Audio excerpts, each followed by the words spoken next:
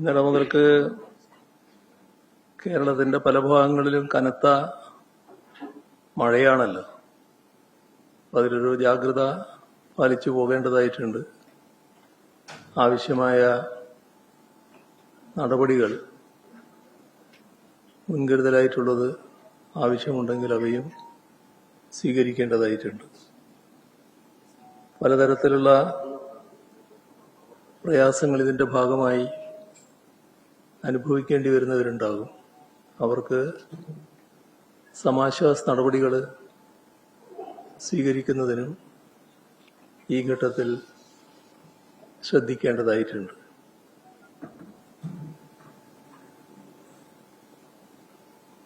പ്രധാനമായൊരു പ്രശ്നം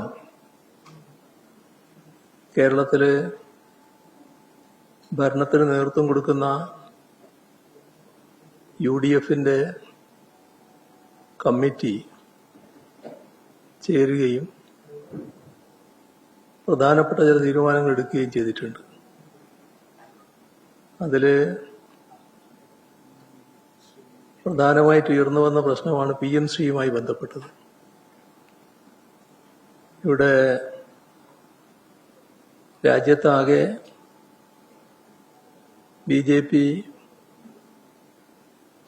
PMശ്രീ പദ്ധതിയിലൂടെ വിദ്യാഭ്യാസ രംഗത്ത്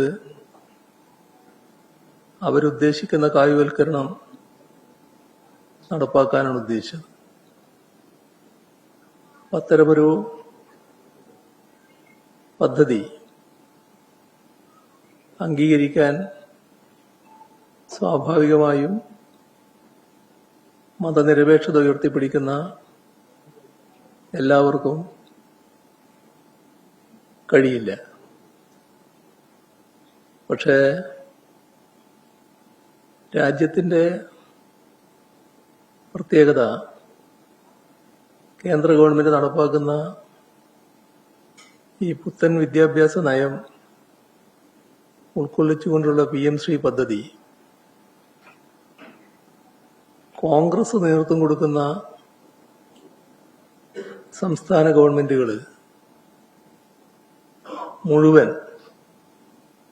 അംഗീകരിച്ചിരുന്നു എന്നുള്ളതാണ്. കേരളത്തിലെ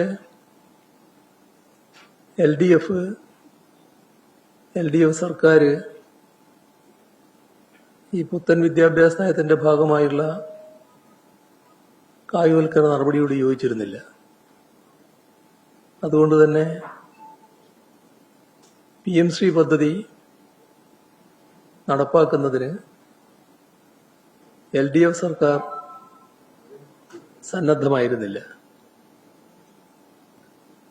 ആ PMശ്രീയുടെ ഭാഗമായിട്ട് ഏതെങ്കിലും തരത്തിലുള്ള കേരളത്തിലെ വിദ്യാഭ്യാസ രംഗത്തെ മാറ്റം ഉണ്ടാക്കണമെന്നും LDF ആഗ്രഹിച്ചിരുന്നില്ല. യഥാർത്ഥത്തില് MOയുടെ കാര്യം നേരത്തെ തന്നെ വ്യക്തമാക്കിയതാണ്. അത് PMശ്രീ പദ്ധതി നടപ്പാക്കുന്ന ഭാഗമായിരുന്നില്ല. എന്നാൽ വിദ്യാഭ്യാസ മേഖലയിൽ ലഭിക്കേണ്ട ഇതുമായി യാതൊരു ബന്ധവുമില്ലാത്ത കാലാകാലമായി ലഭിച്ചുകൊണ്ടിരിക്കുന്ന ഫണ്ട് തടയുന്ന നില വന്നപ്പോ ആ രംഗത്തത് റിലീസ് ചെയ്ത് കിട്ടുന്നതിന് വേണ്ടിയാണ് MOU ഒപ്പിടുന്ന നില LDF സർക്കാർ സ്വീകരിച്ചിരുന്നത്. അത് പിന്നീട് എല്ലാ തരത്തിലും വ്യക്തമായി. LDF സർക്കാരിന്റെ കാലത്ത് PMശ്രീ കേരളത്തിൽ നടപ്പാക്കിയിട്ടില്ല എന്നത്. UDF വന്ന ഉടനെ UDF ആ ഘട്ടത്തിൽ PMശ്രീ പദ്ധതിക്കെതിരെ അതിശക്തമായ നിലപാടാണ് സ്വീകരിച്ചിരുന്നത്. അത് BJPയും LDFും തമ്മിലുള്ള ഡീലിന്റെ ഭാഗമാണ് എന്ന് വരുത്താനാണ് അവർ ശ്രമിച്ചിരുന്നത്. വ്യാപകമായ പ്രചരണം അതിന്റെ ഭാഗമായി അഴിച്ചുവിടുകയും ചെയ്തു. കേരളം ജനവിധിയിലൂടെ UDFന്റെ കയ്യിലേക്ക് ഭരണം മാറുന്ന ദിവസം വരെ ഇതേ നിലപാട് തന്നെയാണ് അവർ സ്വീകരിച്ചിരുന്നത്. അത് PM ശ്രീ എന്നത് ശക്തമായി എതിർക്കുന്നു. കഠിനമായിട്ട് പരാമർശങ്ങൾ നടത്തിയവരുണ്ട്. അറബിക്കടലിലേക്ക് വലിച്ചെറിയുന്നൊക്കെ പറഞ്ഞവരുണ്ട്. ഞങ്ങൾ വന്നാൽ ഇത് LDF BJP ഡീലിന്റെ ഭാഗമാണ് എന്നെല്ലാം നിലപാടെടുത്തവര് ഗവൺമെന്റ് തങ്ങളുടെ കയ്യിലായതോടെ പഴയ നിലപാടുകളിൽ നിന്ന് തീർത്തും തകിടം മറിയുന്ന കാഴ്ചയാണ് കണ്ടത്. അത് മുഖ്യമന്ത്രിയും വിദ്യാഭ്യാസ മന്ത്രിയുമെല്ലാം പിന്നീട് PM ശ്രീ നടപ്പാക്കുന്നതിന്റെ വാദങ്ങൾ അവതരിപ്പിക്കുന്ന നിലയാണ് വന്നത്. ഇവിടെ അതുമായി ബന്ധപ്പെട്ട് ഒട്ടേറെ തർക്കങ്ങളുണ്ടായി. വിവിധ പ്രശ്നങ്ങൾ ഉയർന്നു വന്നു. എന്നാൽ UDFന്റേതായ ഔദ്യോഗിക നിലപാട് പുറത്തു വന്നിരുന്നില്ല. അതായത് UDF യോഗം ചേർന്ന് UDFന്റെ ഉന്നതാധികാര സമിതി യോഗം ചേർന്ന് അവരുടെ നിലപാട് വ്യക്തമാക്കിയിരുന്നില്ല. ആ യോഗമാണ് കഴിഞ്ഞ ദിവസം നടന്നത്. അങ്ങനെ PM ശ്രീ പദ്ധതി നടപ്പാക്കുക എന്നതാണ് അവരംഗീകരിച്ച നിലപാട്. അപ്പോ PM ശ്രീ പദ്ധതി സംസ്ഥാനത്ത് നടപ്പാക്കുന്നുവെന്ന നയപരമായ തീരുമാനം UDF സമിതി തീരുമാനിച്ച കാര്യം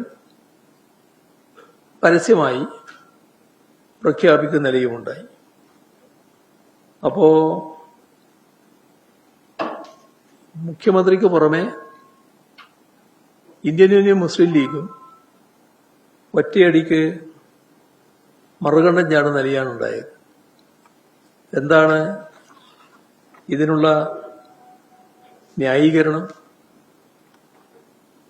മെയ് 4 മുൻപ് നമ്മുടെ സംസ്ഥാനത്തെ LDFും BJPയും തമ്മിലുള്ള ഡീലിന്റെ ഭാഗമാണ്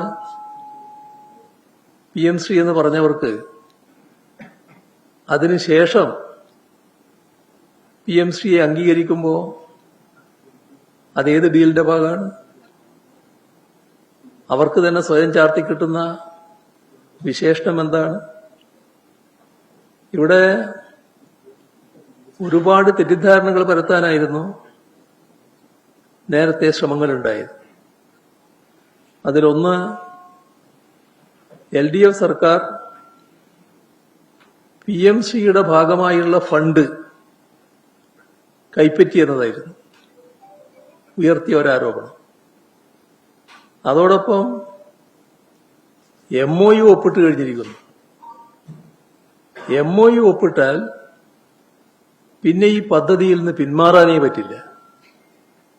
ഇതായിരുന്നു രണ്ടാമത് സമർത്ഥിക്കാൻ നോക്കിയ കാര്യം. ഇത് മുഖ്യമന്ത്രിയും വിദ്യാഭ്യാസ മന്ത്രിയുമൊക്കെ നിയമസഭയിലും പുറത്തും തങ്ങളുടെ വാദം സമർത്ഥിക്കാനുള്ള വാദങ്ങൾ അവതരിപ്പിക്കുന്നതാണ് നമ്മൾ കണ്ടത്. പക്ഷേ എല്ലാവർക്കും അറിയാവുന്ന കാര്യമാണ്, പിന്നെ കൃത്യമായത് പുറത്തു വന്നു. LDF സർക്കാർ MOU ഒപ്പിട്ടു എന്നുള്ളത് ശരിയാണ്. ആ MOU നയപരമായ നിലപാടെടുത്തുകൊണ്ട് തന്നെ LDF സർക്കാർ മരവിപ്പിച്ചിരുന്നു. മാത്രമല്ല, ആ മരവിപ്പിച്ച കാര്യം കേന്ദ്ര സർക്കാരിനെ രേഖാമൂലം അറിയിച്ചു.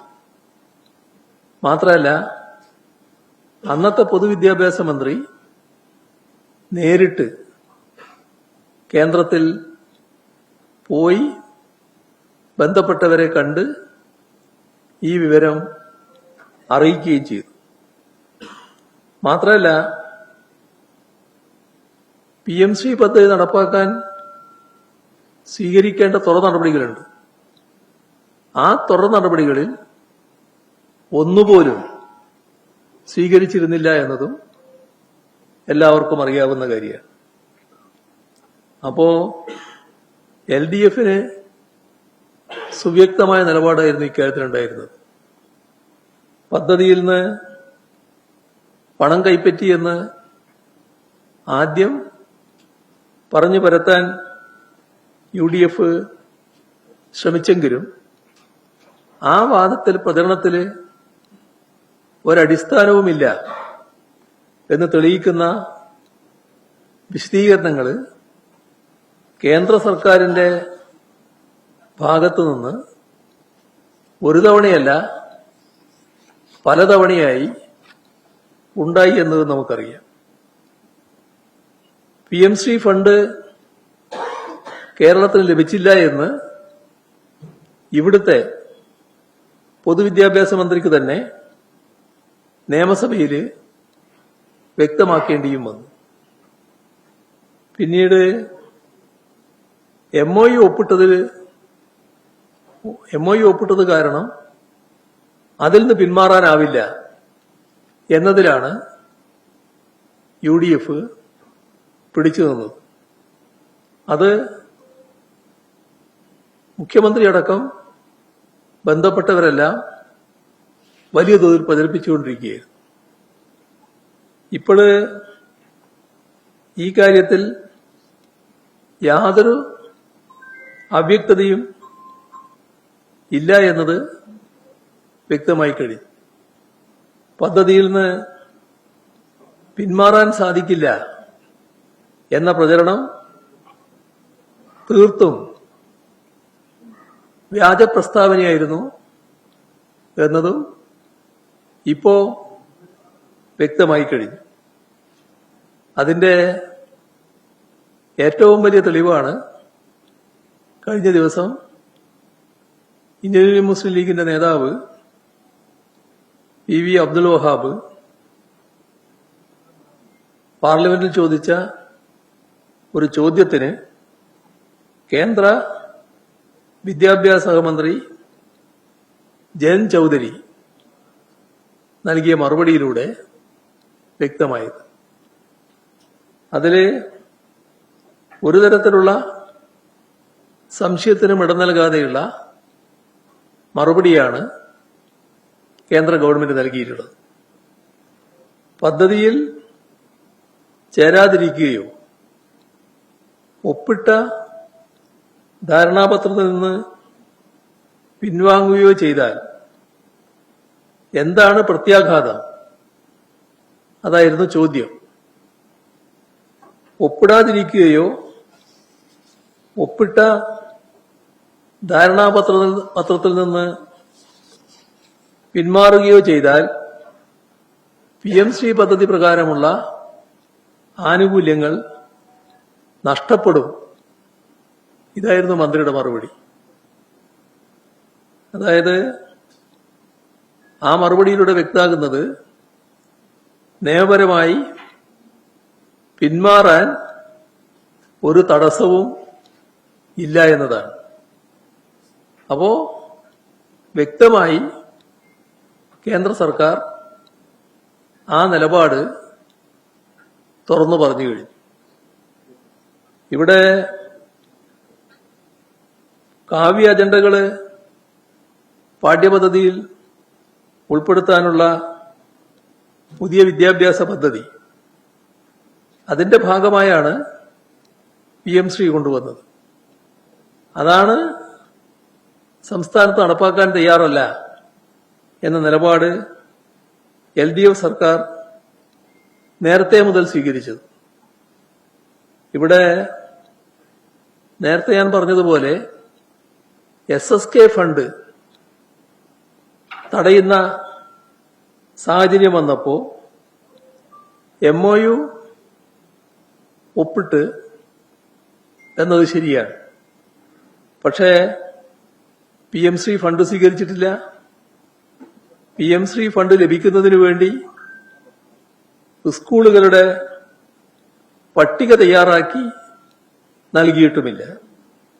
ഏതെങ്കിലും തരത്തിലുള്ള തുടർ നടപടികൾ PM-ശ്രീ നടപ്പാക്കുന്നതിന്റെ ഭാഗമായി കേരളത്തിൽ സ്വീകരിച്ചിട്ടുമില്ല. ഇപ്പോൾ സ്കൂളുകളുടെ പട്ടിക നൽകാനും മറ്റ് തുടർ നടപടികൾ സ്വീകരിക്കാനും തീരുമാനിച്ചിരിക്കുകയാണ്. PM-ശ്രീ പദ്ധതി പൂർണ്ണ അർത്ഥത്തിൽ സംസ്ഥാനത്ത് നടപ്പാക്കുമെന്നാണ് UDF തീരുമാനിച്ചിരിക്കുന്നത്. മോഡൽ സ്കൂളുകൾ സ്ഥാപിക്കാൻ നൽകുന്ന ഫണ്ട് അത് സ്വീകരിച്ചുകൊണ്ട് അതിന്റെ വ്യവസ്ഥകൾ പ്രകാരമുള്ള പാഠ്യപദ്ധതി ഒഴിവാക്കാൻ എങ്ങനെ കഴിയും? അത് മുഖ്യമന്ത്രിയും വിദ്യാഭ്യാസ മന്ത്രിയും വിശദീകരിക്കേണ്ടതായിട്ടാണ് ഇരിക്കുന്നത്. കാരണം PM-ശ്രീ പദ്ധതി നടപ്പാക്കാൻ നടപടികൾ സ്വീകരിച്ചാൽ അതിന്റെ PM-ശ്രീയുടെ ഫണ്ട് വാങ്ങിയാൽ അതിന്റെ മറ്റു വ്യവസ്ഥകൾ ഒഴിവാക്കി കൊണ്ടുപോകാൻ കഴിയില്ല. ഇവിടെ ജനങ്ങളെ അതോടൊപ്പം തന്നെ UDF-ന്റെ അണികളെയും ഒരുപോലെ പറഞ്ഞു പറ്റിക്കുന്ന നിലപാടാണ് ഇവർ സ്വീകരിച്ചിട്ടുള്ളത്. LDF-നെതിരെ വലിയ തോതിലുള്ള നുണപ്രചരണം BJP-യുമായി ഡീൽ എന്ന് പ്രചരിപ്പിച്ചവര് ഇത്തരമൊരു നിലപാട് സ്വീകരിക്കുമ്പോൾ ആദ്യം ചെയ്യേണ്ടത് ജനങ്ങളോട് കാര്യങ്ങൾ തുറന്നു പറഞ്ഞ് മാപ്പ് പറയലാണ്.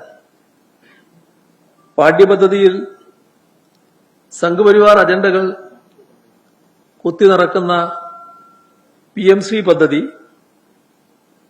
LDF BJP ഡീലിന്റെ ഭാഗമായി കേരളത്തിൽ നടപ്പാക്കുകയാണ് എന്ന് സ്വന്തം അണികളെയും ജനങ്ങളിൽ ഒരു വിഭാഗത്തെയും തെറ്റിദ്ധരിപ്പിക്കാൻ ശ്രമിച്ചവര്, അത്തരം കാര്യങ്ങൾ വിശ്വസിപ്പിക്കാൻ ശ്രമിച്ചവര് ഇപ്പോ അധികാരത്തിലേറി ഉടനെ തന്നെ നയം മാറ്റിയിരിക്കുകയാണ്. നേരത്തെ പറഞ്ഞതുപോലെ മുസ്ലിം ലീഗാണ് വിദ്യാഭ്യാസ വകുപ്പ് കൈകാര്യം ചെയ്യുന്നത്. ഇവിടെ സ്വന്തം അണികളെ പിന്നിൽ നിന്ന് കുത്തുന്ന നിലപാടാണ് കോൺഗ്രസും ഇന്ത്യൻ മുസ്ലിം ലീഗും UDF ആകെയും ഇക്കാര്യത്തിൽ സ്വീകരിച്ചിരിക്കുന്നത്. നമ്മുടെ സംസ്ഥാനത്ത് ഈ പദ്ധതി നടപ്പാക്കുന്നതിന് എന്തിനാണ് വാശി കാണിക്കുന്നത്? സംഘപരിവാറിന് കീഴടങ്ങി ജനങ്ങളെ ഒറ്റുകൊടുത്തതിന് കേരളത്തിന് ലഭിക്കുന്ന ബ്ലഡ് മണിയായി PM-ശ്രീ ഫണ്ടിനെ കാണുന്നവരെ കുറ്റപ്പെടുത്താൻ കഴിയുമോ? ഇത് തീർത്തും വഞ്ചനാപരമായ നിലപാടാണ്. പക്ഷെ നാം കാണേണ്ടത് ഇത് ഒറ്റപ്പെട്ടതല്ല. തുടക്കത്തിൽ ഞാൻ പറഞ്ഞു, കോൺഗ്രസ് ഭരിക്കുന്ന മറ്റ് സംസ്ഥാനങ്ങളെല്ലാം ഇത് അംഗീകരിച്ചതാണ്. അപ്പോൾ കോൺഗ്രസിൻ്റെതായ വഴിക്ക് കോൺഗ്രസ് നീങ്ങുകയാണ്. കോൺഗ്രസിന് PMC പദ്ധതിയോട് വലിയ വിയോജിപ്പില്ല. അതുകൊണ്ടാണ് മറ്റ് സംസ്ഥാനങ്ങളിൽ PMC പദ്ധതി നടപ്പാക്കുന്നതിൽ പങ്കാളിയായി കോൺഗ്രസ് മാറിയത്. കേരളത്തില് LDF ഭരിക്കുമ്പോൾ PMC എതിർത്തു എന്നുള്ളത് ശരിയാണ്. പക്ഷെ അത് PMCയോടുള്ള എതിർപ്പായിരുന്നില്ല. PMCയുടെ മേലെ LDFനെ തെറ്റിദ്ധരിപ്പിക്കാനുള്ള നീക്കങ്ങളാണ് നടത്തിയത്. ഞാൻ ആ ഭാഗം നേരത്തെ വിശദീകരിച്ചു കഴിഞ്ഞു, കൂടുതൽ ആവർത്തിക്കുന്നില്ല. LDFന് PMCയോട് യോജിപ്പുണ്ടായിരുന്നില്ല.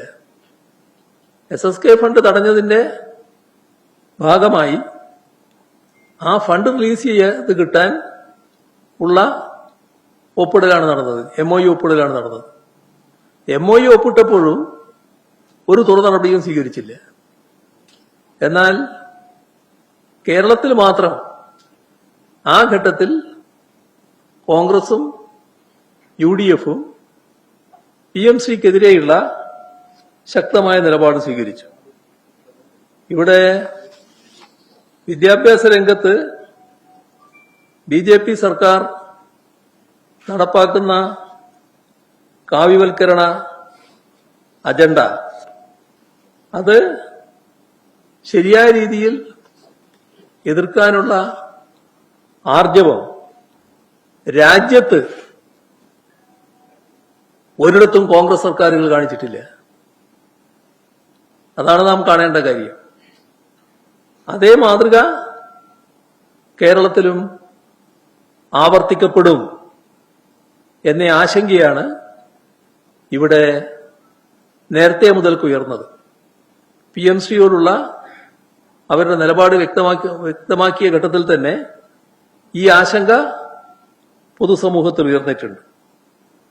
നമ്മുടെ പാഠ്യപദ്ധതിയുടെ കാര്യം അറിയാലോ.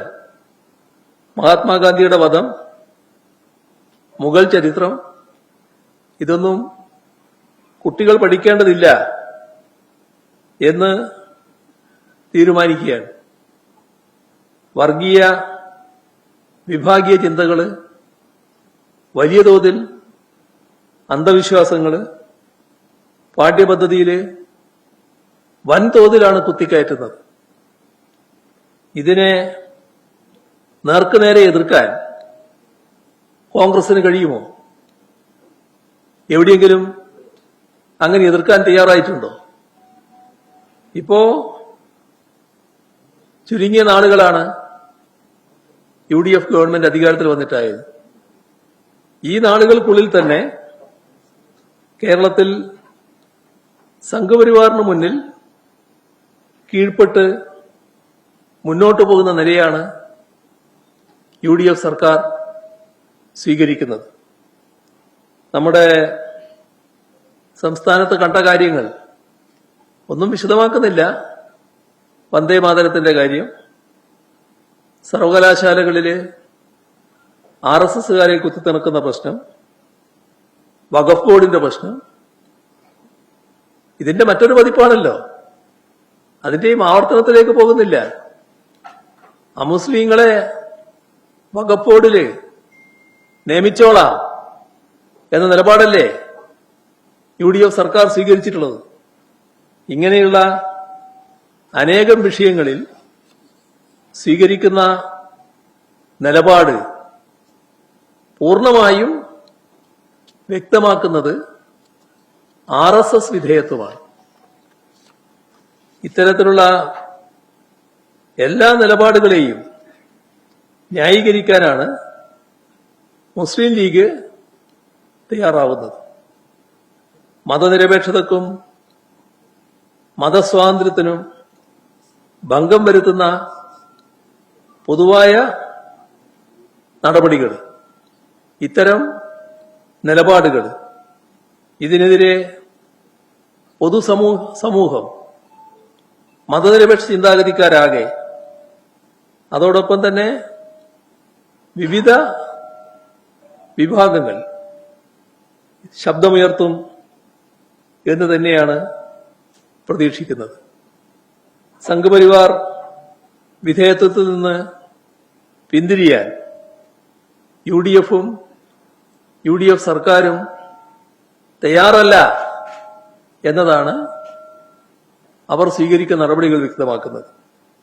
ഇത് കൂടുതൽ ആശങ്കയുയർത്തുന്ന കാര്യമാണ്.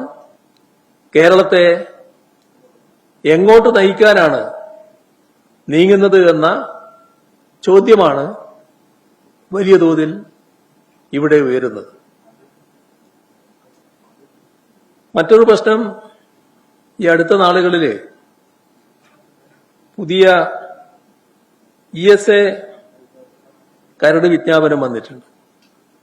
കേന്ദ്ര വനം പരിസ്ഥിതി മന്ത്രാലയമാണ് ജൂലൈ 27-ന് കേരളത്തിലെ മലയോര ജനവിഭാഗങ്ങളെ ആകെ ആശങ്കയിലാഴ്ത്തുന്ന പുതിയ കരട് വിജ്ഞാപനം ഇറക്കിയത്. ഇക്കാര്യത്തിൽ LDF സർക്കാർ നേരത്തെ സ്വീകരിച്ച സുവ്യക്തമായ നിലപാടുണ്ട്. ജനവാസ മേഖലകള്, കൃഷിയിടങ്ങള് അവയെ പൂർണ്ണമായി ഒഴിവാക്കിക്കൊണ്ട് KML രേഖകൾ സഹിതം സംസ്ഥാനം സമർപ്പിച്ച റിപ്പോർട്ടുണ്ട്. ആ റിപ്പോർട്ട് അംഗീകരിക്കാതെ കേന്ദ്ര സർക്കാർ പഴയ വിജ്ഞാപനം വീണ്ടും ഇറക്കിയിരിക്കുകയാണ്. ഇതാണ് ജനങ്ങളിൽ കടുത്ത അരക്ഷിതാവസ്ഥയും ആശങ്കയും സൃഷ്ടിച്ചിട്ടുള്ളത്. കരട് വിജ്ഞാപനത്തിൽ സർക്കാരിന്റെ പ്രതികരണമൊന്നും വന്നതായി കണ്ടില്ല. സർക്കാരിന്റെ മൗനം യഥാർത്ഥത്തിൽ ഇതുമായി ബന്ധപ്പെട്ട ജനങ്ങളെ ആകെ ഭയപ്പെടുത്തുന്ന ഒന്നാണ്. LDF സർക്കാർ സ്വീകരിച്ചൊരു നയമുണ്ട്. ഇതില് LDF UDF എന്ന വ്യത്യാസമുണ്ടാകേണ്ട കാര്യമില്ല. ഇത് നാടിന്റെ പൊതുവായ പ്രശ്നമാണ്.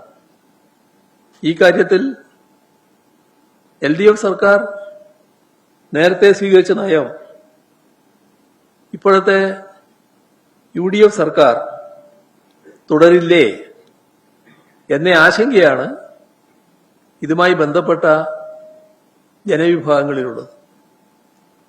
ഇവിടെ ശ്രദ്ധിക്കേണ്ട കാര്യം, 2024 കരടിന് സമാനമായി 133 വില്ലേജുകളിലായി 9993.7 ചതുരശ്ര കിലോമീറ്റർ പ്രദേശം ഇപ്പോഴും ESA പരിധിയിൽ തന്നെ നിലനിൽക്കുകയാണ്.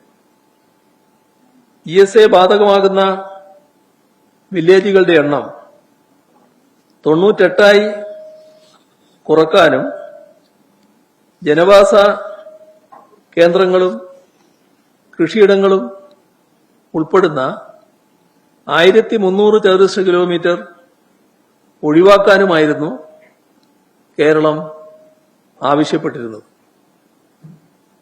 ഒരു പഴയ സംഭവം ഇവിടെ ഓർക്കുന്നത് നല്ലതാണ്.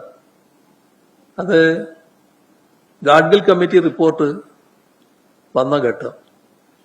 ആ ഗാഡ്ഗിൽ കമ്മിറ്റി റിപ്പോർട്ട് വലിയ തോതിൽ ആശങ്ക കേരളത്തിലാകെ ഉയർത്തിയതാണ്. അന്ന് ഹരിത MLA-മാർ എന്ന പേരിൽ ഒരു കൂട്ടര് ഗാഡ്ഗിൽ കമ്മിറ്റി റിപ്പോർട്ടിന് അനുകൂലമായ നിലപാട് സ്വീകരിച്ചു. ആ നിലപാട് സ്വീകരിച്ചയാളാണ് ഇപ്പോ മുഖ്യമന്ത്രിയായിരിക്കുന്നത്. ESAയുടെ വ്യാപ്തി ഇനിയും കൂട്ടണം എന്നതായിരുന്നു അന്ന് ഹരിത MLA-മാരുടെ നിലപാട്. അതിനുശേഷം ഈ ഗാഡ്ഗിൽ കമ്മിറ്റി റിപ്പോർട്ട് പ്രായോഗികമല്ല എന്ന് കണ്ടുകൊണ്ട് കേന്ദ്ര ഗവൺമെന്റ് തന്നെ കസ്തൂരിരംഗൻ കമ്മിറ്റിയെ നിയോഗിച്ചു. ആ റിപ്പോർട്ടിന്റെ ഭാഗമായി ജനവാസ മേഖലകളെ ഒഴിവാക്കാനൊരു ശ്രമമുണ്ടായി. ആ ഘട്ടത്തിൽ അതിനെയും ഇവര്, അതായത് ഹരിത MLA-മാര് ശക്തമായി എതിർക്കുന്ന നിലപാടാണ് സ്വീകരിച്ചത്. ഇപ്പോ പല നിലപാടുകളിലും നമ്മുടെ സംസ്ഥാനത്തെ UDF സർക്കാർ മലക്കം മറിയുന്ന കാഴ്ചയാണല്ലോ നമ്മൾ കണ്ടുകൊണ്ടിരിക്കുന്നത്. ESA വിഷയത്തിൽ ജനങ്ങൾക്ക് അനുകൂലമായ നിലപാട് സ്വീകരിക്കുമോ എന്നതാണ് ഉയർന്നുവരുന്ന ഗൗരവമായ പ്രശ്നം.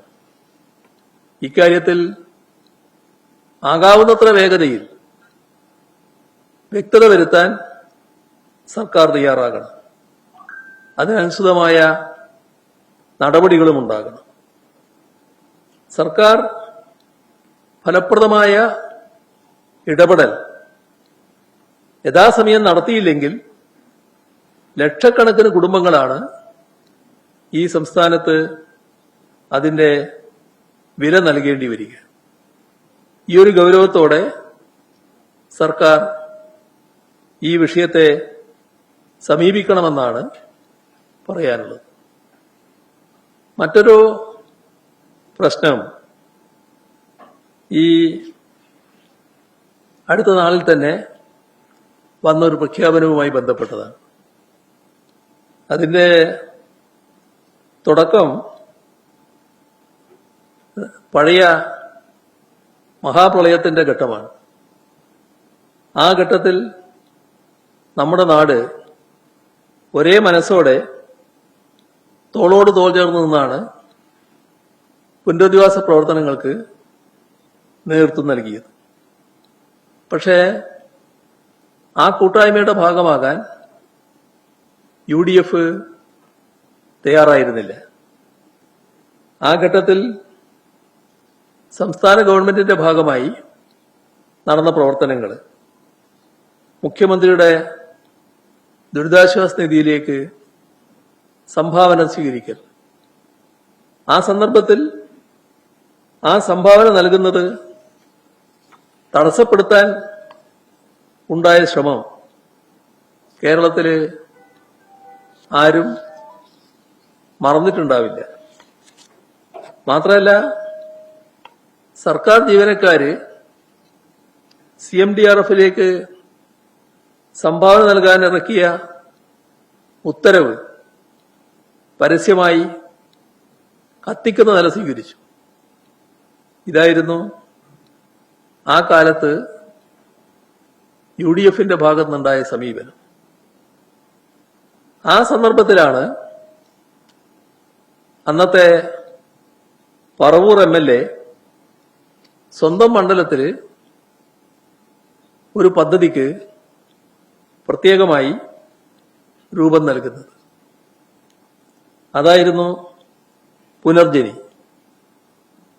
പറവൂർ മണ്ഡലത്തിൽ സർക്കാർ മറ്റെല്ലായിടവും നടപ്പാക്കുന്ന പോലെ തന്നെ പ്രാവർത്തികമാക്കുന്ന പുനരധിവാസ പ്രവർത്തനങ്ങളുടെ ഭാഗമാകുകയോ ജില്ലാ തദ്ദേശ ഭരണ സംവിധാനങ്ങളുടെ സഹകരണവും പങ്കാളിത്തവും ആവശ്യപ്പെടുകയോ ചെയ്തില്ല. ഒരു നിയമാനുസൃത സംവിധാനത്തെയും വിശ്വാസത്തിലെടുക്കാതെയാണ് സ്വകാര്യമായി പുനർജനി പദ്ധതി ആരംഭിച്ചത്. ഇതിനായി കോടിക്കണക്കിന് രൂപയുടെ ഫണ്ട് സമാഹരിച്ചു എന്നതാണ് വിജിലൻസ് അന്വേഷണത്തിൽ വ്യക്തമായത്. ഒട്ടും സുതാര്യതയില്ലാതെ നടത്തിയ ഈ ഫണ്ട് സമാഹരണത്തിൽ പറവൂർ MLA സജീവമായി ഇടപെട്ടു. MLA നേരിട്ടോ ദുരിതാശ്വാസ പ്രവർത്തനങ്ങൾ ഏകോപിപ്പിക്കുന്ന റവന്യൂ വകുപ്പോ അറിയാതെ അമീർ മുഹമ്മദ് എന്നൊരാൾ നേതൃത്വം നൽകുന്ന മണപ്പാട് ഫൗണ്ടേഷൻ എന്ന സംഘടനയാണ് പണമിടപാടുകൾ നടത്തിയതായി തെളിഞ്ഞിരിക്കുന്നത്. മണപ്പാട് ഫൗണ്ടേഷൻ നേതൃത്വം നൽകുന്ന പദ്ധതിയെ MLAയുടെ പുനർജനി പദ്ധതി എന്ന പേരിട്ട് വിളിക്കുകയാണ് ചെയ്തത് എന്നാണ് അന്വേഷണത്തിൽ കണ്ടെത്തിയത്. മണപ്പാട് ഫൗണ്ടേഷൻ അക്കൗണ്ടുകൾ വഴി വൻതുക സമാഹരിച്ചതായാണ് വിവരങ്ങൾ പുറത്തു വന്നിട്ടുള്ളത്. ഈ പണം സമാഹരിച്ചു കൊടുത്തത് പറവൂർ MLA ആയിരുന്ന VD സതീശനാണ് എന്ന പരാതിയാണ് ഉയർന്നത്. സമാഹരിച്ച പണം വിനിയോഗിച്ചതിനെക്കുറിച്ചും പരാതിയുണ്ട്. ലണ്ടനിലെ ബക്കിംഗ്ഹാമിൽ VD സതീശൻ ധനസമാഹരണത്തിനായി യോഗം വിളിച്ചുകൂട്ടി. അഭ്യർത്ഥന നടത്തുന്നതിന്റെ വീഡിയോകൾ പുറത്തു വന്നിട്ടുണ്ട്. സ്വന്തം മണ്ഡലത്തിൽ പ്രളയ പുനരധിവാസ പ്രവർത്തനങ്ങൾക്ക് MLA സമാഹരിക്കുന്ന ഫണ്ട് മണപ്പാട്ട് ഫൗണ്ടേഷന്റെ അക്കൗണ്ടിൽ എത്തുന്നതും അവർ ചെലവഴിക്കുന്നതിന്റെയും അടിസ്ഥാനം എന്ത് എന്ന് വ്യക്തമാവേണ്ടതുണ്ട്. ഇക്കാര്യങ്ങളിൽ സുതാര്യത ആവശ്യമില്ലെന്ന് VD സതീശൻ തീരുമാനിച്ചത് എന്തുകൊണ്ടാണ്?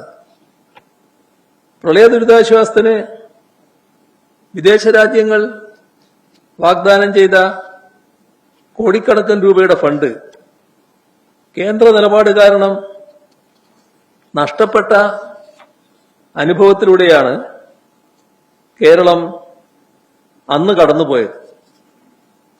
മാത്രമല്ല, പ്രവാസി മലയാളികളടക്കം വാഗ്ദാനം ചെയ്ത പ്രളയ ദുരിതാശ്വാസ ഫണ്ട് സമാഹരണവുമായി ബന്ധപ്പെട്ട് മന്ത്രിമാർക്ക് വിദേശത്ത് പോകാൻ ആ ഘട്ടത്തിൽ അനുമതി ലഭിച്ചിരുന്നില്ല.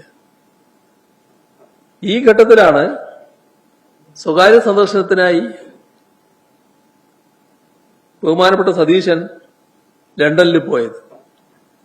പ്രളയ ദുരിതാശ്വാസ ഫണ്ട് സമാഹരിക്കുക എന്ന ഒരു ഉദ്ദേശം യാത്രക്കുള്ളതായി കേന്ദ്ര സർക്കാരിനെയോ സ്പീക്കറെയോ അറിയിച്ചിരുന്നുമില്ല. ഫണ്ട് പിരിവ് എന്ന ലക്ഷ്യം കേന്ദ്ര സർക്കാരിൽ നിന്നും സ്പീക്കറിൽ നിന്നും മറച്ചുവെക്കുകയായിരുന്നുവെന്നാണ് വിജിലൻസ് അന്വേഷണത്തിൽ വ്യക്തമായത്. ലണ്ടനിലേക്ക് സതീശന് ക്ഷണപത്രം കൊടുത്തതും ഫ്ലൈറ്റ് ടിക്കറ്റ് ഏർപ്പെടുത്തിയതും താമസ സൗകര്യം ഏർപ്പാടാക്കിയതും അമീർ അഹമ്മദാണെന്ന് വിജിലൻസ് റിപ്പോർട്ടിലുണ്ട്. വിദേശത്ത് സ്വകാര്യ സന്ദർശനത്തിനിടയിൽ MLA പ്രളയത്തിന്റെ പേരിൽ ഫണ്ട് പിരിച്ചത് സംശയാസ്പദമായി തുടരുകയാണ്. ഇതെല്ലാം വസ്തുതാപരമാണെന്ന് വിജിലൻസ് പ്രാഥമികാന്വേഷണത്തിൽ കണ്ടെത്തി. FCRA ലംഘനമുണ്ടെന്നും വിജിലൻസ് അഭിപ്രായപ്പെട്ടു.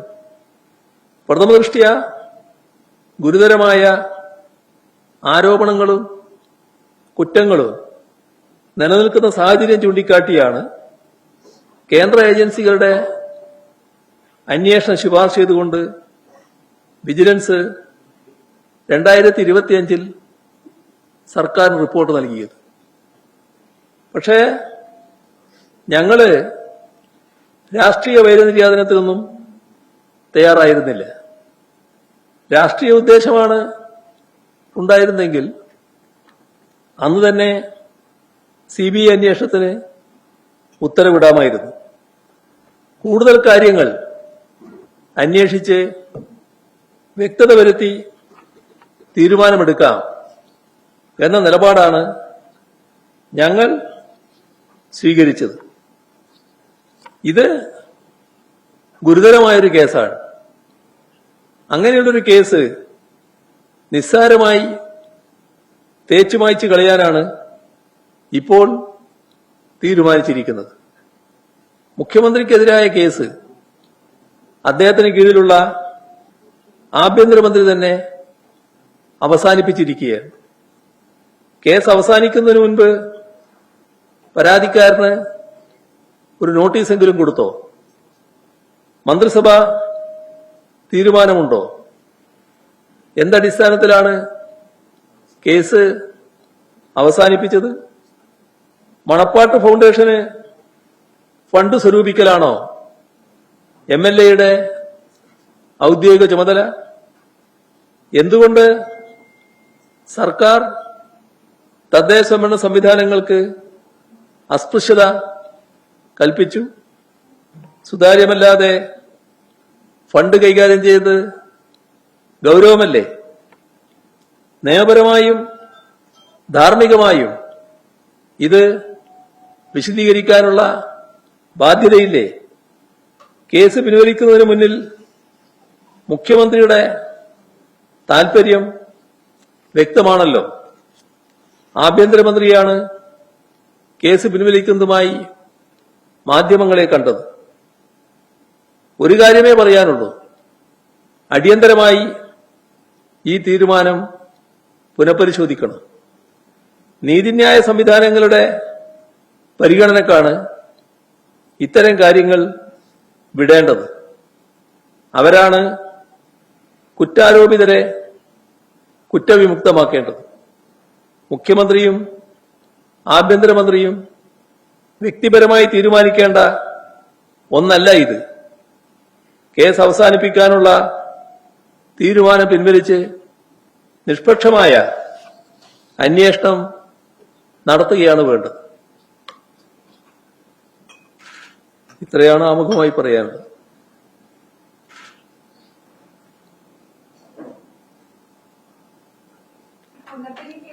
ഇടത് സർക്കാരിന്റെ കാലത്ത് തുടങ്ങിയ അന്വേഷണമാണല്ലോ. അന്ന് കൂടുതൽ വിവരങ്ങൾ MLAക്കെതിരെ അന്ന് എന്തെങ്കിലും കണ്ടെത്തിയിരുന്നു? അതാണല്ലോ ഈ വിജിലൻസിന്റെ റിപ്പോർട്ട് എന്ന് പറഞ്ഞ് ഞാൻ പറഞ്ഞത്. ആ കാര്യങ്ങളാണല്ലോ ഞാൻ പറഞ്ഞത്.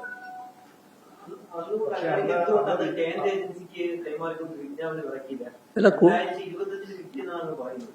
കൂടുതൽ വിവരങ്ങൾ ശേഖരിക്കാനാണ് ഞങ്ങൾ പറഞ്ഞത്. ഒരു ധൃതി അതിൽ കാണിക്കേണ്ടതില്ല എന്ന് ഞങ്ങൾ വെച്ചു. എന്താണ് കൂടുതൽ വിവരങ്ങൾ എന്നത് അന്വേഷിച്ച് കണ്ടെത്തണമെന്ന് പറഞ്ഞു. അതാണ് ഉണ്ടായത്. വിജിലൻസിന്റെ പരിശോധനയിലാണല്ലോ അതുണ്ടായിരുന്നത്. അതിന്റെ ഭാഗമായിട്ടാണല്ലോ ആ റിപ്പോർട്ട് വന്നത്. ആ റിപ്പോർട്ട് വന്നപ്പോൾ കൂടുതൽ പരിശോധിക്കാൻ വേണ്ടി പറഞ്ഞു. അതാണ് ഉണ്ടായത്. ആദ്യം ഒരു CBI അന്വേഷണ ശുപാർശ വന്നു, പിന്നീട് അതിനൊരു ലീഗൽ ഒപ്പീനിയൻ തേടിയോ, പിന്നീട് ആ CBI അന്വേഷണ ആവശ്യം ഇല്ലാതാവും, അതിനകത്ത് ഫർദർ ആക്ഷൻ ഉണ്ടായിരുന്നു. അല്ല, വിജിലൻസിന്റെ റിപ്പോർട്ടിന്റെ ഭാഗമായിട്ടാണല്ലോ ഗവൺമെന്റ് ഒരു നിലപാടെടുക്കുന്നത്. ഞങ്ങളായിട്ട് പ്രത്യേക നിലപാടെടുക്കുന്നില്ല. ഇങ്ങനെ ഒരു റിപ്പോർട്ട് വന്നപ്പോ കൂടുതൽ വിവരങ്ങൾ ശേഖരിക്കുക എന്നതാണ് ഞങ്ങൾ നിലപാടെടുത്തത്.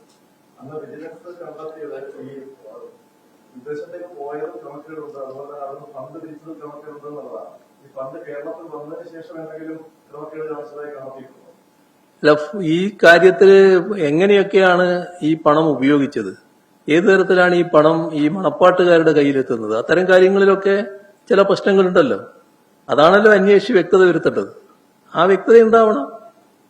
5 വർഷമെടുത്ത് അന്വേഷിച്ചിട്ട് ഒന്നും കണ്ടെത്താത്ത ഒരു കേസിൽ ഇപ്പോൾ അവസാനിപ്പിക്കുന്നതിനെ എങ്ങനെയാണ് നമുക്ക് എതിർക്കാൻ കഴിയുക? അന്വേഷണം അവസാനിപ്പിക്കേണ്ട രീതിയെക്കുറിച്ചാണ് ഞാൻ പറഞ്ഞത്. അന്വേഷണം അവസാനിപ്പിക്കേണ്ടത് മുഖ്യമന്ത്രിയെക്കുറിച്ചുള്ള ഒരു പരാതിയാകുമ്പോൾ മുഖ്യമന്ത്രിയുടെ കീഴിലുള്ള ആഭ്യന്തരമന്ത്രി ഒരു ദിവസം മാധ്യമങ്ങളുടെ മുന്നിൽ വന്ന് ഇതിലൊന്നുമില്ല എന്ന് കണ്ടിരിക്കുന്നു എന്ന് പറഞ്ഞ് അവസാനിപ്പിക്കുകയല്ല വേണ്ടത്. ഗൗരവമായിട്ടുള്ള പ്രശ്നങ്ങൾ അതിനകത്തുണ്ട്. ആ പ്രശ്നങ്ങളുമായി ബന്ധപ്പെട്ടുള്ള ഗൗരവമായ പരിശോധന നടക്കേണ്ടതായിട്ടുണ്ട്. ആ പരിശോധനയുടെ ഭാഗമായി ഉള്ള തീരുമാനമായിരിക്കണം ഉണ്ടാകേണ്ടത്. അതല്ല ഇവിടെ ഉണ്ടായിട്ടുള്ളത്. അതാണ് ഞാൻ പറഞ്ഞത്. ആഭ്യന്തരമന്ത്രി പറഞ്ഞ കാര്യം അത് പറഞ്ഞ കൂടുതൽ വിശദാംശത്തിന് വേണ്ടി അയച്ചിരുന്നു. ആ സംബന്ധിച്ച് വിജിലൻസ് ഡയറക്ടർ വീണ്ടും റിപ്പോർട്ട് നൽകി. അതിൽ ഏതെങ്കിലും തരത്തിൽ ഈ ഫണ്ട് വിനിയോഗത്തിൽ VD സതീശൻ ഇടപെട്ടതായി ഇപ്പോഴത്തെ ഡയറക്ടർ റിപ്പോർട്ട് നൽകിയിരിക്കുന്നു. അതുകൊണ്ട് തുടർ നടപടികൾ അവസാനിപ്പിച്ചു എന്നാണ് അദ്ദേഹം വാർത്താസമ്മേളനത്തിൽ അറിയിച്ചത്. അതാണ് ഞാൻ പറഞ്ഞത്. മുഖ്യമന്ത്രിക്കെതിരെയുള്ള ഒരു പരാതി ആ രീതിയിൽ അവസാനിപ്പിക്കുന്നത് ഔചിത്യപൂർണമായിട്ടുള്ളൊരു കാര്യമല്ല. അതുമായി ബന്ധപ്പെട്ടുള്ള മറ്റു പരിശോധനകൾ നടക്കുക തന്നെ വേണം. ഈ പറയുന്ന തരത്തിലുള്ള എന്തെങ്കിലും ബന്ധം അതിലുണ്ടോ അത് നോക്കണം. അന്ന് മുഖ്യമന്ത്രിയായിരിക്കുമ്പോൾ നടത്തിയ വിജിലൻസ് അന്വേഷണത്തിൽ ക്രമക്കേടുകൾ ഉണ്ടായിരുന്നതായി ഉണ്ടെന്ന് ആ റിപ്പോർട്ട് ഉണ്ടായിരുന്നു എന്ന് പറഞ്ഞിട്ടുണ്ട്. ആ റിപ്പോർട്ടിന്റെ അടിസ്ഥാനത്തിൽ CPM രാഷ്ട്രീയപരമായി കൂടി ഇതിന് കേസിന് പോകും. പിന്നെ കോടതിയെ സമീപിക്കാനോ അല്ലെങ്കിൽ പരാതിക്കാരന് കൂടുതൽ സപ്പോർട്ട് കൊടുക്കാനോ ഒക്കെ നീങ്ങാനുള്ള സാധ്യതകളുണ്ട്. അല്ല, അന്നത്തെ കാര്യം ഇപ്പൊ ചെയ്യാൻ കഴിയില്ലല്ലോ. അന്ന് കാര്യങ്ങൾ വന്നപ്പോ ഞങ്ങളതിൽ കൂടുതൽ വിവരങ്ങൾ ശേഖരിക്കണം എന്നാണ് പറഞ്ഞത്. അവിടെയല്ലേ നിൽക്കാൻ പറ്റും. ഇന്നലെ ഈ നഗരസഭയിൽ ആർ സുഗതന്റെ സത്യപ്രതിജ്ഞ അദ്ദേഹത്തിന് അവധി നൽകുന്നതുമായി ബന്ധപ്പെട്ട് ആഭ്യന്തര വകുപ്പിന്റെ ഒരു ഉത്തരവ് അതിന്റെ മറവിലേക്കാണ് അവധി അപേക്ഷിച്ചത്. അവധി നൽകിയത് മാത്രമല്ല തദ്ദേശ വകുപ്പിന്റെ ശുപാർശ അനുസരിച്ചാണ് ആഭ്യന്തര വകുപ്പ് ഈ ഉത്തരവ് ഇറക്കിക്കൊടുക്കുകയും ചെയ്തത്. പക്ഷേ ഇപ്പോൾ ആഭ്യന്തരമന്ത്രി അറിയിക്കാറുണ്ട്. പക്ഷെ എന്നാൽ ഇത് സുഗതന് നഗരസഭയിൽ നിന്ന് അവധി നൽകാനുള്ള കാപ്പാറ്റിസിലാകത്തായ ഒരാൾക്ക് അവധി നൽകാനുള്ള ഒരു ഉപാധിയായിട്ട് മാറി. അത് കാര്യത്തിൽ പ്രതിപക്ഷം ശ്രദ്ധിച്ചു. വളരെ വിചിത്രമായൊരു നിലപാടാണിത്. അതായത് ഒരു ആള് കാപ്പയുടെ ഭാഗമായി ജയിലിലാകുന്നു. കാപ്പ എന്ന് പറഞ്ഞാൽ ഏത് തരത്തിലാണ് ഉപയോഗിക്കുക എന്ന് എല്ലാവർക്കും അറിയാലോ. അങ്ങനെയുള്ള ഒരു ആളെ അദ്ദേഹത്തിന് ആവശ്യമായ ശുദ്ധീകരണ പ്രക്രിയ അത് തന്നെയാണ് ഇപ്പോൾ ഉണ്ടായിട്ടുള്ളത്. നിർഭാഗ്യകരമായൊരു കാര്യമാണിത്. ഇതില് ആഭ്യന്തര വകുപ്പിന്റെ ഭാഗമായിട്ടാണ് കാപ്പയിൽ ഉൾപ്പെടുത്തി പോകുന്നത്. അത് പുറത്ത് ഇദ്ദേഹം നിൽക്കാൻ പറ്റില്ല എന്നുള്ള നിലപാടിന്റെ ഭാഗമായിട്ടാണല്ലോ ചെയ്യുന്നത്. അത്രയും കാലം ഇദ്ദേഹം അകത്തിരിക്കട്ടെ എന്നുള്ള മട്ടിലാണല്ലോ ചെയ്യുന്നത്. അങ്ങനെ ഒരാൾക്ക് നിങ്ങൾ ഇങ്ങനെയൊക്കെ നടപടികൾ സ്വീകരിച്ചാൽ നിങ്ങൾക്ക് സംരക്ഷണം കിട്ടും എന്ന് അങ്ങോട്ട് അറിയിക്കുകയാണ്, ഉപദേശ രൂപേണ അറിയിക്കുകയാണ്. അത് വളരെ വിചിത്രമായൊരു കാര്യമാണ്. ഇവിടെയാണ് ഈ പറഞ്ഞ ഡീലിന്റെ മറ്റൊരു ഭാഗം വരുന്നത്. RSSും കോൺഗ്രസും RSSും UDFും തമ്മിലുള്ള ഡീലിന്റെ ഭാഗമായിട്ടാണ് ഇത് വരുന്നത്. ഇപ്പോ അങ്ങ് ചോദിക്കുമ്പോ പറഞ്ഞു തദ്ദേശ സ്വയംഭരണ വകുപ്പിന്റെ റിപ്പോർട്ടിന്റെ അടിസ്ഥാനത്തിലാണ്. ആ റിപ്പോർട്ട് എന്താണെന്ന് എനിക്കറിയില്ല. പക്ഷെ അതും ഒരു വിചിത്രമായ കാര്യമാണ്. തദ്ദേശ സ്വയംഭരണ വകുപ്പ് ആഭ്യന്തര വകുപ്പിനോട് ശുപാർശ ചെയ്യുന്നു. കിട്ടേണ്ട താമസം ആഭ്യന്തര വകുപ്പ് അതിന് ബന്ധപ്പെട്ട നടപടികൾ എടുക്കുന്നു. ഉപദേശം ചോദിക്കുന്നു. അവർ നൽകിയ കുറിപ്പിന്റെ അടിസ്ഥാനത്തിൽ ആഭ്യന്തര വകുപ്പ് അനുവദിക്കരുത്. അതെ, തദ്ദേശ വകുപ്പ് പറഞ്ഞത് ഇത്തരത്തിൽ കൗൺസിൽ യോഗം ഈ പറയുന്ന കാര്യത്തിൽ വോട്ടിട്ട് പാസ്സായി കഴിഞ്ഞാൽ അദ്ദേഹത്തിന്റെ അംഗത്വം സംരക്ഷിച്ചു കൊടുക്കാം എന്ന് പറഞ്ഞുകൊണ്ട് ഉപദേശം കൊടുത്തു. ആ ഉപദേശമാണ് ആഭ്യന്തര വകുപ്പിൽ കത്തായി പുറത്തിറങ്ങിയത്. അപ്പോ ഉദ്ദേശം വ്യക്തമാണല്ലോ. ഉദ്ദേശം വ്യക്തമാകുന്ന എന്താണെന്ന് പറഞ്ഞാൽ ഇദ്ദേഹത്തെ സംരക്ഷിക്കണം. ആരെയാണ് സംരക്ഷിക്കുന്നത്? ഈ കേരളത്തിലെ ആഭ്യന്തര വകുപ്പ് ഈ മനുഷ്യൻ പുറത്തു നിൽക്കാൻ പാടില്ല, സമൂഹത്തിനാകെ വലിയ ആപത്തുണ്ടാക്കും എന്ന് കണ്ടുകൊണ്ട് ജയിലിലാക്കിയിരിക്കുന്നു. അങ്ങനെ ഒരാളെ സംരക്ഷിക്കുന്നതിനാവശ്യമായ നടപടികളാണ് സ്വീകരിച്ചിട്ടുള്ളത്. അതാണ് കൃത്യമായ ഡീല്. ഒരു തരത്തിലും ചെയ്യാൻ പാടില്ലാത്തൊരു കാര്യമാണത്. ഇത് നേരത്തെ പറഞ്ഞതിനേക്കാളും കൂടുതൽ ഗൗരവമുള്ളൊരു കാര്യമാണ്. ഇതിന്റെ മറ്റു മാനങ്ങളുമുണ്ട്. ആ മറ്റു മാനങ്ങൾ എല്ലാ തരത്തിലും RSSന്റെ BJPയുടെ താല്പര്യം സംരക്ഷിക്കുന്നതിന്റെ ഭാഗമായുള്ളതാണ്. അങ്ങേയറ്റം താല്പര്യം അവർക്കുള്ളൊരു കേസിൽ അതിന്റെ ഭാഗമായി മാറാൻ ഇവിടെ കഴിഞ്ഞിരിക്കുന്നു. ചിലരെല്ലാം പറയുന്നുണ്ടല്ലോ ഇവിടെ BJPയുടെ ഭരണമാണോ നടക്കുന്നത് സംശയമുണ്ട്. അപ്പോൾ അത് സംശയമില്ലാത്ത അവസ്ഥയിലേക്ക് കാര്യങ്ങൾ എത്തുകയാണ്. അവർക്ക് 3 MLA-മാരെ ഉള്ളുവെങ്കിലും അവർക്ക് ആഗ്രഹിക്കുന്ന എന്തും നടപ്പാക്കാൻ കഴിയുന്ന ഒരു ഗവൺമെന്റ് ഇവിടെ ഉണ്ട് എന്നുള്ളത് ആശ്വസിക്കാം. ലീഗാണല്ലോ നിർദ്ദേശം പിടിക്കുന്നത്. അപ്പൊ അവരാണ് സ്ട്രോങ് ആയിട്ട് ഉപദേശം കൊടുത്തത്. അപ്പം കോൺഗ്രസ് മാത്രമല്ല ലീഗിന് ഞാൻ താല്പര്യം വേണമെന്നുള്ളതാണ്. അല്ല, UDF എന്ന് പറഞ്ഞാൽ ലീഗല്ലേ അതിൽ പ്രധാനം. കോൺഗ്രസും ലീഗും കൂടിയുള്ളതല്ലേ UDF. ഇപ്പൊ UDFനെ കുറിച്ചാണ് ഞാൻ പറഞ്ഞത്. ലീഗ് ഇങ്ങനെയുള്ള എല്ലാ നടപടികളും സ്വീകരിക്കാൻ തയ്യാറാകുന്നത് എന്തടിസ്ഥാനത്തിലാണ് എന്ന് അവർ തന്നെ ആലോചിക്കേണ്ട ഒരു കാര്യമാണ്. അധികാരത്തിലേറിയതിനു ശേഷം പൂർണ്ണമായ സംഘപരിവാർ പാദസേവ എന്ന തലത്തിലേക്ക് അധപ്പതിക്കുകയാണ്. ഈ PM ശ്രീയിൽ SSK ഫണ്ട് കിട്ടുന്നതിന് വേണ്ടിയാണ് LDF സർക്കാർ ഒപ്പിട്ടത് എന്നാണ് താങ്കൾ പറഞ്ഞു വെക്കുന്നത്. അതേ അവസ്ഥ ഇന്നിപ്പോൾ UDF സർക്കാരിന്റെ മുന്നിലുമില്ലേ? അവർക്കും ഫണ്ട് കിട്ടേണ്ടതില്ലേ? കേന്ദ്ര ഫണ്ട് കിട്ടേണ്ടതില്ലേ? അപ്പോൾ സ്വാഭാവികമായും പിന്മാറ്റം എന്ന് പറയുമ്പോൾ പിന്മാറിയാൽ ഫണ്ട് കിട്ടില്ല എന്നുള്ള കാര്യം ഇന്നലെ പുറത്തു വന്ന മറുപടിയിലും വ്യക്തമാണ്. അങ്ങനെയെങ്കിൽ അതിൽ നിന്ന് പിന്മാറാനുള്ള സാധ്യതകൾ അടഞ്ഞാൽ അല്ലെങ്കിൽ പിന്മാറിയാൽ കേരളത്തിന് കിട്ടേണ്ട കേന്ദ്ര ഫണ്ട് LDF സർക്കാരിന്റെ പോലെ തന്നെ കിട്ടാത്ത അവസ്ഥയിലേക്ക് വരില്ലേ? വളരെ കഷ്ടമായി പോയി കേട്ടോ. ഇതെല്ലാം പറഞ്ഞിട്ടും കർക്കിടക മാസമാണല്ലോ ഇത്, രാമായണം മുഴുവൻ വായിച്ചിട്ടും രാമനും സീതയും തമ്മിലുള്ള ബന്ധം എന്താണ് എന്ന് ചോദിക്കുന്നത് പോലെ ആയിപ്പോയി ഈ ചോദ്യം. ഇത്രയും സമയം ഞാനിത് എന്തിനാണ് പറഞ്ഞത് എന്നത് വല്ലാത്ത വിഷമത്തോടെ ഞാൻ ആലോചിക്കുക. അത്രയും മനസ്സിലാക്കാൻ കഴിയാതെ നിങ്ങൾ വരുന്നെന്ന് പറയുന്നത് നിർഭാഗ്യകരമായൊരു കാര്യമാണ്. ഇവിടെ ഞാൻ പറഞ്ഞു വരികയാണല്ലോ. നിങ്ങളെ ചോദ്യത്തിനുള്ള ആദ്യത്തെ കമന്റാണ് ഞാൻ പറഞ്ഞത്. ഞാൻ എന്താണ് ഇവിടെ പറഞ്ഞത്? ഇവിടെ നമ്മുടെ സംസ്ഥാനത്ത് UDF പ്രചരിപ്പിച്ചു വന്ന കാര്യം ഒരു തരത്തിലും ഇതിൽ നിന്ന് പുറകോട്ട് പോകാൻ കഴിയില്ല. കാരണം ഈ LDFകാര് ഈ MOU ഒപ്പിട്ട് കഴിഞ്ഞു. MOU ഒപ്പിട്ടാൽ പിന്നെ അതിൽ നിന്ന് പുറകോട്ട് പിന്മാറാൻ പറ്റില്ല. എന്താ അബ്ദുൽ വഹാബിന്റെ ചോദ്യത്തിന് ഇപ്പോ കേന്ദ്രമന്ത്രി മറുപടി പറഞ്ഞത്? പിന്മാറാൻ എപ്പോഴും അവകാശമുണ്ട്. സ്കൂളുകളുടെ ലിസ്റ്റ് നൽകിയില്ലെങ്കിൽ ഈ പദ്ധതി നടപ്പാക്കാനാവില്ല. UDF ഇവിടെ എന്താ ആലോചിക്കുന്നത്? മോഡൽ സ്കൂളുകളുടെ ലിസ്റ്റ് നൽകാനാണ്. ഇവിടെ LDF ഒപ്പിട്ട MOUയുടെ ഭാഗമായിട്ട് ഒരു ഘട്ടത്തിലും അതിന്റെ ഭാഗമായി സ്വീകരിക്കേണ്ട ഒരു നടപടിയും സ്വീകരിച്ചില്ല എന്ന് ആവർത്തിച്ച് ഞാൻ പറഞ്ഞു. ഒരു തവണയല്ല, ഞാൻ ഈ പത്രസമ്മേളനത്തിൽ നിരവധി തവണ അത് പറഞ്ഞു. അത് LDFന്റെ ആത്മാർത്ഥയാണ് വ്യക്തമാക്കുന്നത്. PMC പദ്ധതി നടപ്പാക്കാൻ ഞങ്ങളില്ല. SSK ഫണ്ട് റിലീസ് ചെയ്ത് കിട്ടണമെന്ന് ഞങ്ങൾ ആഗ്രഹിച്ചിരുന്നു. അത് ശരിയാണ്. ഞങ്ങൾ നയപരമായി തീരുമാനിച്ചു ഈ MOU ആയിട്ട് ഇനി നമ്മൾ മുമ്പോട്ട് പോകേണ്ടത് മരവിപ്പിച്ചു. അതറിയിച്ചു. അവിടെ കിടക്കുകയാണത്. ആ കിടക്കുന്നിരിക്കാൻ എന്തിനാണ് നിങ്ങൾ പിന്നെ വീണ്ടും പുനർജീവിപ്പിക്കാൻ നോക്കുന്നത്? ഇവിടെ UDF ആലോചിച്ചത് എന്താണ്? LDFനെ കുറ്റം പറഞ്ഞുകൊണ്ട് PMC പദ്ധതി നടപ്പാക്കാനുള്ള വഴികളാണ് തേടിയത്. യഥാർത്ഥത്തിൽ ആ പറഞ്ഞ കാര്യം വസ്തുതയായിരുന്നോ? വസ്തുതയല്ലാന്ന് ഇപ്പൊ വ്യക്തമായല്ലോ. അപ്പൊ LDFന്റെ മേക്കിട്ടുകൊണ്ട് LDFനെ കുറ്റം ചാരിക്കൊണ്ട് PMC പദ്ധതി നടപ്പാക്കുക എന്ന് പറയുമ്പോ അതിന്റെ അർത്ഥം എന്താ? പുത്തൻ വിദ്യാഭ്യാസ നയം നടപ്പാക്കുക എന്നുള്ളതാണ്. കാവ്യവൽക്കരണം നടപ്പാക്കുക എന്നുള്ളതാണ്. ആ നയം എങ്ങനെയാണ് അതേവരെ സ്വീകരിച്ച നിലപാടിൽ നിന്ന് വ്യത്യസ്തമായി സ്വീകരിക്കാൻ പറ്റുന്നത്? അപ്പോ UDF പറയേണ്ടിയിരുന്നത് എന്താണ്? ഇവര് തെറ്റ് ചെയ്തു. അതേവരെ പറഞ്ഞ അങ്ങനെയാണല്ലോ LDFകാര് ഇവരുമായിട്ട് ഡീലാണ്, BJP ആയിട്ട് ഡീലാണ്. ഞങ്ങളതിനില്ല, ഞങ്ങൾ PMC നടപ്പാക്കാനേ ഇല്ല എന്ന ധീരമായ നിലപാടെടുക്കണ്ടേ? അതാണോ എടുത്തത്? ഇതിന്റെ മറവിൽ PMC പദ്ധതി നടപ്പാക്കാനല്ലേ പുറപ്പെട്ടത്? അവിടെയാണ് കേന്ദ്ര ഗവൺമെന്റ് ഇപ്പോ ആവർത്തിച്ച് വ്യക്തമാക്കിയ കാര്യം നമ്മൾ കാണേണ്ടത്. ഇതിൽ നിന്ന് പിന്മാറാൻ ഒരു തടസ്സവും ഇല്ല. പിന്മാറുന്നു എന്ന് പറഞ്ഞാൽ പിന്മാറിയതാണ്.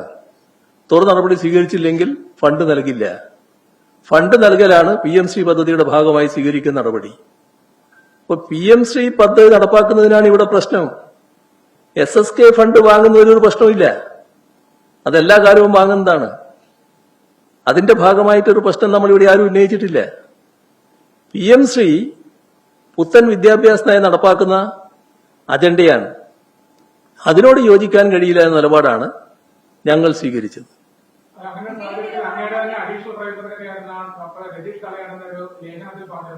ഈ PMCയുടെ MOU പദ്ധതി ഒപ്പിട്ട് കഴിഞ്ഞാൽ പിന്നീട് തിരിച്ചു പോകില്ല എന്നാണ് അദ്ദേഹം പറഞ്ഞത്. ആ ലേഖനത്തെ താങ്കൾ അറിയണം. രതീഷ് കാളിയാടൻ കേന്ദ്ര വിദ്യാഭ്യാസ മന്ത്രിയായോ? എന്താണ് നിങ്ങൾ വീണടിക്കാൻ ഇങ്ങനെ വീണ്ടാൽ എന്താ ചെയ്യുക? കാര്യങ്ങളൊന്ന് കാണുക, ശരിക്ക് കാര്യങ്ങൾ മനസ്സിലാക്കാൻ തയ്യാറാകുക.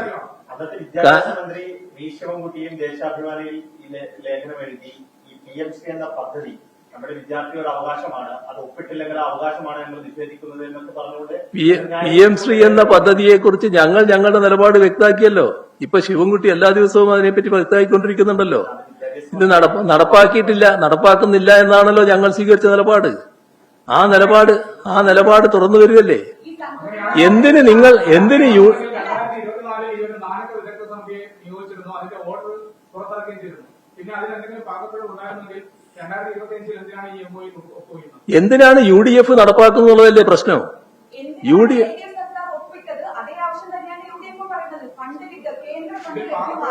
കേന്ദ്ര ഫണ്ടിന്റെ ഭാഗമായിട്ടുള്ള കാര്യമല്ല, PM ശ്രീ ഫണ്ടിന്റെ ഭാഗമാണ്. PM ശ്രീ ഫണ്ട് വാങ്ങുന്നു എന്നുള്ളതാണ് പ്രശ്നം. PM ശ്രീ ഫണ്ട് വാങ്ങാൻ തയ്യാറില്ല. അതാണ് കേരളം സ്വീകരിച്ച നിലപാട്.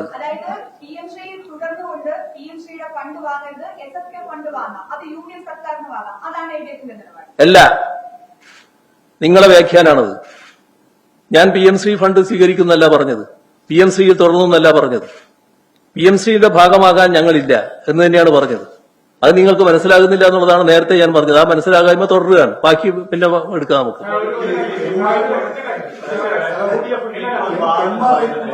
PM ശ്രീയിൽ ഒപ്പിട്ടാലും അല്ലെങ്കിൽ അത് ആ പദ്ധതി നടപ്പാക്കിയാലും കേന്ദ്ര പാഠ്യപദ്ധതി കേരളത്തിൽ നടപ്പാക്കില്ല. അപ്പൊ അങ്ങനെ ഒരു സാഹചര്യം വരികയാണെങ്കിൽ ഈ PM ശ്രീ പദ്ധതി കേന്ദ്ര പാഠ്യപദ്ധതി കേരളത്തിൽ നടപ്പാകാതെ ആ ഫണ്ടും അതിന്റെ അടിസ്ഥാന സൗകര്യ വികസനവുമായി ബന്ധപ്പെട്ടുള്ള ആ പദ്ധതിയുമായി മുന്നോട്ട് പോകുന്നത് ഒരു നല്ല തീരുമാനമായി കണ്ടുകൂടെ? 2024 ഈ വിദഗ്ധ സമിതിയെ, അതായത് വിദ്യാഭ്യാസ പ്രിൻസിപ്പൽ സെക്രട്ടറിയുടെ കീഴിൽ 4 വിദഗ്ധ സമിതിയെ നിയോഗിച്ചു. അന്ന് എന്തെങ്കിലും പാകപ്പിഴകൾ കണ്ടെത്തിയിരുന്നെങ്കിൽ 2025 ഒപ്പുവെക്കുന്നതിൽ നിന്ന് പിന്മാറിയിരുന്നാൽ പോലെയാണോ? ഞങ്ങൾക്ക് അഭിമാനപൂർവ്വം പറയാൻ കഴിയല്ലോ, ഈ രാജ്യത്ത് കേന്ദ്ര ഗവൺമെന്റ് നടപ്പാക്കിയ പുത്തൻ വിദ്യാഭ്യാസ നയത്തിൽ നിന്ന് വ്യത്യസ്തമായി ശരിയായ രീതിയിലുള്ള നിലപാട് സ്വീകരിച്ച് നമ്മുടെ പാഠപുസ്തകങ്ങൾ തയ്യാറാക്കിയ ഏക സംസ്ഥാനം കേരളമാണ്. അത് ഞങ്ങൾക്ക് മാത്രമേ അവകാശപ്പെടാൻ പറ്റൂ. നിങ്ങളിപ്പോ വല്ലാതെ സംരക്ഷിക്കാൻ നോക്കുന്ന UDFന് നേതൃത്വം കൊടുക്കുന്ന കോൺഗ്രസ് ഇല്ലേ, കോൺഗ്രസ് ഭരിക്കുന്ന സംസ്ഥാനങ്ങളിലൊന്ന് പോയി നോക്ക് ഏത് പാഠപുസ്തകമാണെന്ന്. അപ്പൊ ആ അജണ്ടയുടെ ഭാഗമാണ് ഇവിടെ നടക്കുന്നത്. അത് മറക്കരുത്. അതേ കാണാൻ കുമാറിന്റെ സസ്പെൻഷന്റെ കാര്യത്തിൽ ഇത്തരം കാര്യങ്ങൾ പറയുന്നില്ല എന്നുള്ളത് ഇല്ല, പറയാറായിട്ടില്ല. KSRTCയുടെ പ്രതിസന്ധി ദിനംപ്രതി രൂക്ഷമാവുകയാണ്. കഴിഞ്ഞ ഒരാഴ്ചയ്ക്കുള്ളിൽ മാത്രം 6000-ലധികം സർവീസുകൾ റദ്ദാക്കേണ്ടി വന്നു. വലിയ സാമ്പത്തിക പ്രതിസന്ധിയാണ് KSRTC നിലനിൽക്കുന്നത്. അത് ആ പ്രശ്നമൊക്കെ ഗവൺമെന്റ് പരിഹരിച്ചോളും. ഗവൺമെന്റ് നോക്കിക്കോളൂ കാര്യങ്ങൾ. അപ്പൊ നമുക്ക്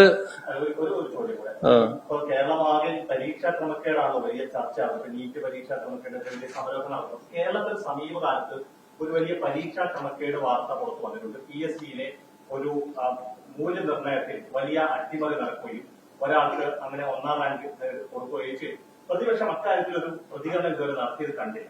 അല്ല, അതിൽ PSC തന്നെ ഫലപ്രദമായ നടപടികൾ സ്വീകരിച്ചിട്ടുണ്ട്. അതിന്റെ ഭാഗമായിട്ടുള്ള നടപടികളുടെ ഭാഗമായി അവര് അന്വേഷണം നടത്തി അതിന്റെ തുടർ നടപടികളും അവർ സ്വീകരിച്ചുകൊണ്ടിരിക്കുകയാണ്. അതിൽ യാതൊരു ആശങ്കക്കും അടിസ്ഥാനമില്ല. അത് വേറൊരു അജണ്ടയാണ്. നമ്മുടെ രാജ്യത്ത് ഏറ്റവും കൂടുതൽ നിയമനം നടക്കുന്നത്, ഇത്തരം സ്ഥലങ്ങളിൽ നിയമനം നടക്കുന്നത് PSC മുഖേനയാണ്. ആ PSCയുടെ കാര്യക്ഷമത അത് തകർക്കാനാകുമോ എന്നൊരു നോട്ടം നേരത്തെ തന്നെ ചിലർക്കുണ്ടായിരുന്നു. അതിലൂടെ ലക്ഷ്യമിടുന്നത് എന്താണെന്നുള്ളതാണ് നോക്കേണ്ടത്. നിയമനം ഇതേപോലെ നടക്കേണ്ടതില്ല. നിയമനത്തിന് തടസ്സങ്ങൾ വരണം. അതിന് PSCയെ ദുർബലപ്പെടുത്തണം എന്നൊരു തോന്നലുണ്ടോ? ആ അജണ്ടയുടെ ഭാഗമാണോ? അത് കൂടുതൽ വ്യക്തത വരേണ്ടതായിട്ടുണ്ട്. ഈ നയം അതിനുള്ളതാണ് നമ്മൾ കാണണം. ബാക്കി പിന്നെ പറയാം.